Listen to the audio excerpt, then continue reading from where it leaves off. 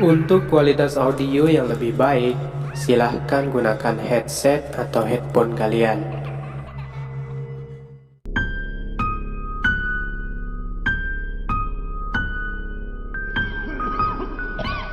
Bagi kalian yang punya cerita horor atau pengalaman menyeramkan, silahkan bisa dikirim melalui email yang ada di deskripsi.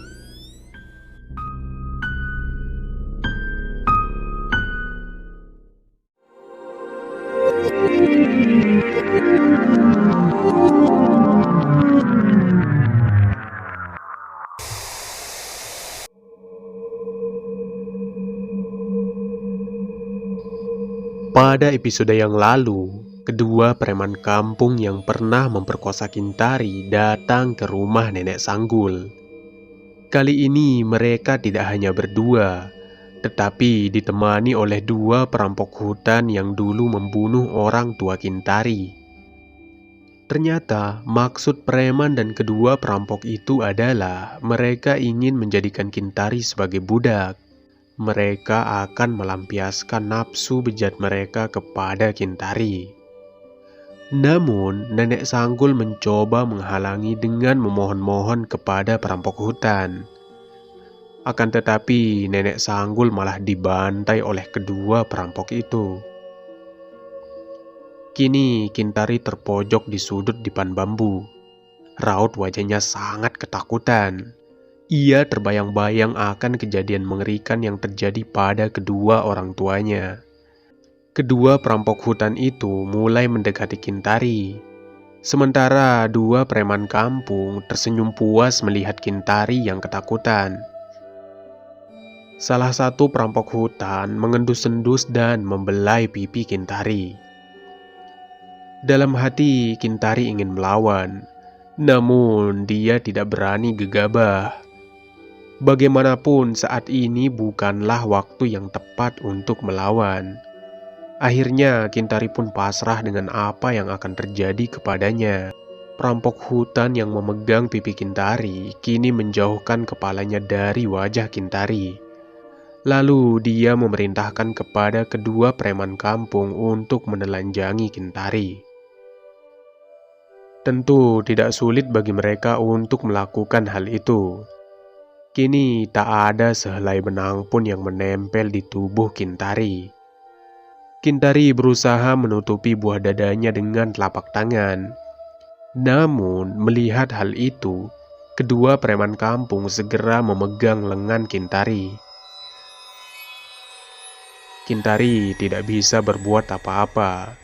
Sesekali ia memberontak. Namun tenaganya tidak cukup kuat untuk melepaskan tangan kedua preman itu. Sementara kedua perampok hutan sudah membuka celana mereka. Tangan Kintari diikat dengan tali di kedua sisi dipan bambu. Sementara kedua preman kampung berpindah memegang kaki Kintari. Kaki Kintari dibuka paksa. Lalu perampok hutan itu memperkosa Kintari secara bergiliran. Terdengarlah suara jeritan Kintari yang menahan rasa sakit. Air matanya perlahan menetes. Tak cukup sampai di sana, Kintari yang sudah lemas dan pasrah kini tidak punya tenaga lagi untuk memberontak. Kedua kakinya dilepas oleh preman kampung. Lalu kedua preman itu bergantian menikmati tubuh Kintari. Belum kedua preman kampung itu puas, perampok hutan menyuruh mereka berhenti. Lalu kedua perampok hutan itu pun kembali meniduri Kintari. Namun kali ini mereka tidak bergantian. Mereka secara bersamaan memperkosa Kintari.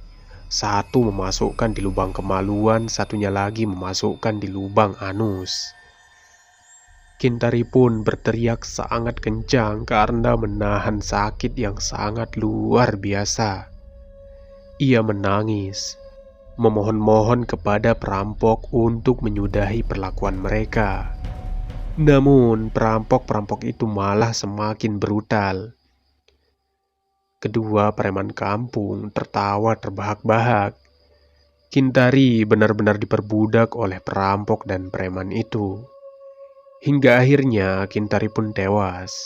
matanya terbuka, masih mengeluarkan air mata.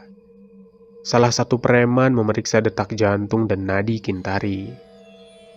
"Dia sudah tewas," kata preman itu. Seketika suasana menjadi hening. Semua diam. Yang terdengar hanya suara gesekan dahan pohon dan riuh angin yang menyapa dedaunan. Tak lama kesunyian itu berlangsung, para perampok dan preman bajingan itu pun tertawa terbahak-bahak. Tak ada rasa bersalah pada diri mereka. Jasad Kintari dan Nenek Sanggul dibiarkan begitu saja. Kedua tangan Kintari masih terikat di pinggiran dipan bambu. Singkat cerita, malam pun tiba. Anjing-anjing liar di hutan bergonggong bersahutan. Suara kukukan burung hantu sesekali terdengar. Kunang-kunang malam menghiasi dedaunan pohon yang menari tertiup angin malam. Suasana hutan air terjun Mayung Polak itu sunyi sekali. Namun, tiba-tiba angin bertiup kencang. Kunang-kunang berterbangan entah kemana hingga tak terlihat. Suara gonggongan anjing hutan pun semakin ribut. Kintari membuka matanya perlahan. Ia menemukan dirinya terbaring di atas dipan bambu. Tubuhnya ditutupi kain batik berwarna coklat. Ternyata Kintari mati suri. Ia hidup kembali. Kintari pun terlihat kebingungan. Seingatnya ia sudah mati. Namun ternyata ia terbangun kembali. Kintari sungguh kebingungan. "Kamu sudah bangun, Cuk?" Suara itu mengejutkan Kintari yang sedang kebingungan. Ia pun menoleh. Dia lebih terkejut lagi. Karena suara itu adalah suara Nenek Sanggul. Seingat Kintari, ia menyaksikan dengan mata kepalanya bahwa Nenek Sanggul dibantai oleh kedua perampok hutan. Kepalanya pun terpenggal. Nenek Sanggul berjalan mendekati Kintari sambil membawakan air putih dan ubi rebus. Kintari sedikit merasa ketakutan. Ia pun berusaha bergerak menjauhi Nenek Sanggul. "Jangan takut, ini nenek. Nenek masih hidup," kata Nenek Sanggul sambil tersenyum. "Kamu pasti heran ya, kenapa nenek bisa hidup lagi?" lanjut Nenek Sanggul.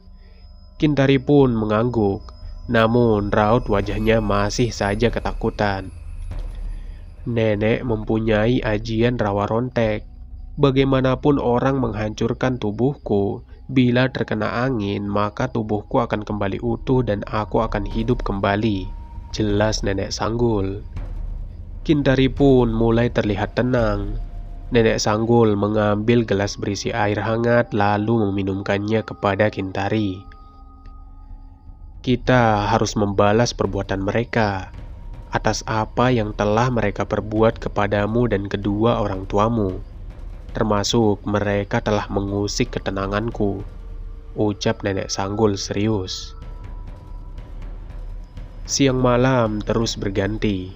Semakin hari keadaan Kintari semakin membaik, hingga ia kembali dalam keadaan sedia kala.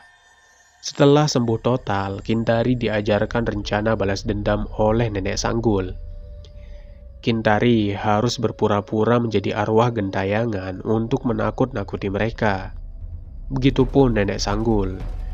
Kintari pun dilatih cara melawan dan memainkan pisau oleh Nenek Sanggul.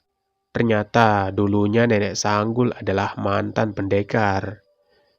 Beberapa bulan berlalu, kini Kintari tak lagi menjadi perempuan anggun. Ia kini lebih kekar dan kuat. Lalu, pada suatu malam, Kintari mulai menjalankan misi balas dendamnya. Ia menggunakan gaun putih yang dibaluti oleh darah kelinci. Ia mendatangi tempat biasa preman kampung itu mabuk. Kebetulan kedua preman itu sedang ada di sana. Mereka sedang memperkosa seorang wanita. Kintari pun datang dari arah belakang mereka. Kedua preman itu sangat terkejut. Ia sangat ketakutan. Keduanya langsung berlari. Namun Kintari sudah menduga hal itu. sehingga ia memasang ranjau tepat di arah mereka berlari. Dan salah satu preman itu menginjak ranjau yang dibuat oleh Kintari. Kakinya terjepit oleh besi-besi yang sangat tajam.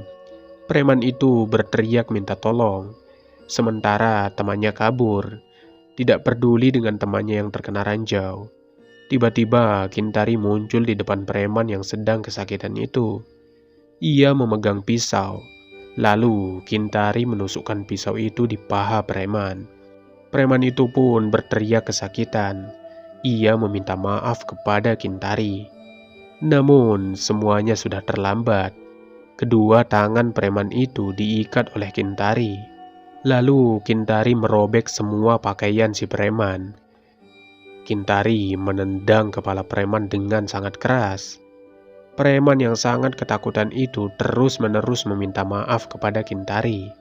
"Aku akan memaafkanmu, tapi kamu harus melayaniku dulu," kata Kintari diiringi suara ketawanya yang sangat mengerikan. Kintari pun mengelus-elus dada si preman. Lalu Kintari memegang kemaluan si preman dan mengelus-elusnya. Kemudian kemaluan preman itu dipotong dengan brutal oleh Kintari dengan pisau yang ada di tangannya. Preman itu berteriak kesakitan. Kintari pun tertawa puas melihat penderitaan si preman. Lalu Kintari menusukkan pisau ke dada preman. Pisau itu ditusukkan berkali-kali hingga si preman tewas. Sementara preman yang berhasil kabur tadi berlari ke permukiman warga. Ia sangat ketakutan. Ia mengetuk pintu per pintu rumah warga. Namun tak ada yang membukakan pintu. Ia pun bergegas ke rumah-rumah yang lain. Namun tak ada orang yang mau membukakannya pintu. Hingga akhirnya ia menemukan sebuah warung yang masih buka. Ia melihat ada beberapa orang di warung itu. Si preman pun menghampiri warung. Dan kebetulan di sana ada 2 perampok hutan. Si preman pun menceritakan kejadian yang dialaminya. Ia mengatakan kepada kedua perampok hutan bahwa Kintari masih hidup.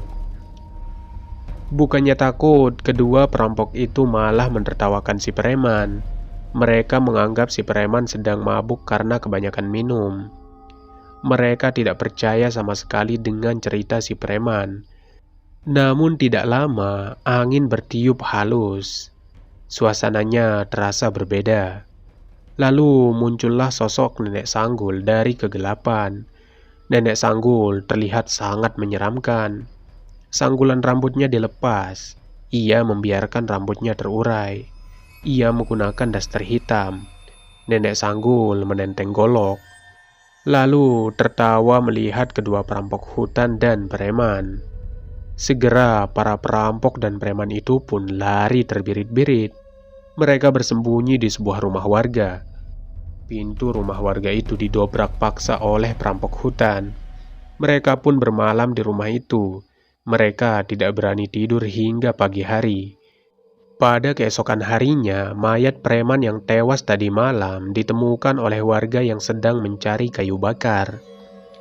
Hal itu pun diberitahukan kepada warga lainnya, sehingga berita itu pun terdengar di telinga perampok hutan dan si preman. Mereka pun mendatangi tempat yang diceritakan oleh warga tadi. Sudah banyak warga yang menyaksikan di sana. Para warga bergidik ngeri melihat keadaan mayat si preman yang sangat mengenaskan. Kedua perampok dan preman semakin ketakutan. Namun segera si perampok hutan bilang, "Siapapun yang sudah melakukan hal ini akan aku bunuh," kata si perampok. Lalu mereka bergegas menuju ke rumah pondok Nenek Sanggul. Di sana mereka tidak menemukan apa-apa. Rumah itu sangat sepi. Ketika mereka memasuki bilik tempat tidur Kintari, tiba-tiba mereka mendengar suara Kintari yang menertawai mereka. Mereka terlihat sangat kebingungan. Lalu Nenek Sanggul muncul dari belakang mereka. Dengan sigap, salah seorang perampok langsung menebas leher Nenek Sanggul. Kepala Nenek Sanggul pun menggelinding ke arah mereka. Lalu kepala Nenek Sanggul menertawakan mereka dengan suara yang sangat mengerikan.